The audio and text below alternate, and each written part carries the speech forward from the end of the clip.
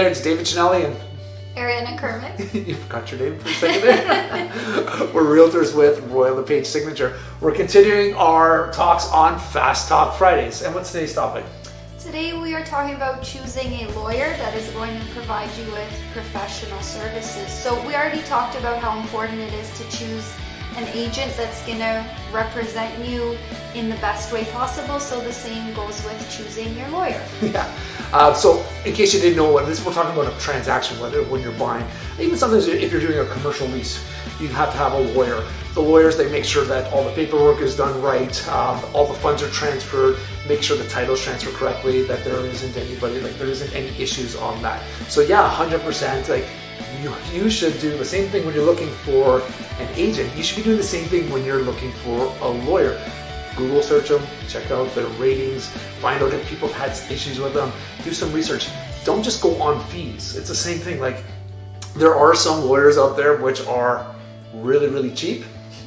And I've had to work with some of them in the past. I remember a couple of years ago, one of my clients had a really, really cheap lawyer. They kept losing the documents. So they almost couldn't close on the property because I'm like, well, that's what you get for X amount of dollars. I'm sorry to say.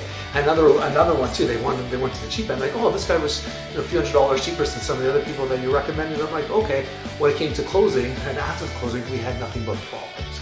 So it's always good to have a recommendation, probably from your realtor. They'll probably give you 2 or 3 lawyers. They're supposed to give you like people, but maybe more, lawyers that we trust. And the reason why we trust them is that we haven't had any issues on closing.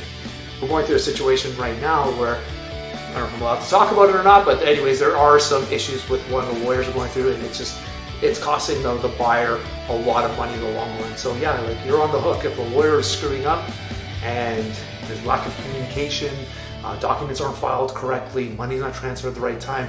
In the end, you're the one going to be left holding the hook, and then there's a whole bunch of suing. It's a nightmare. So at the end of the day, take Ariana's advice. Yeah. Hire He's a good lawyer. and a good realtor. Yeah. Have a great day, guys.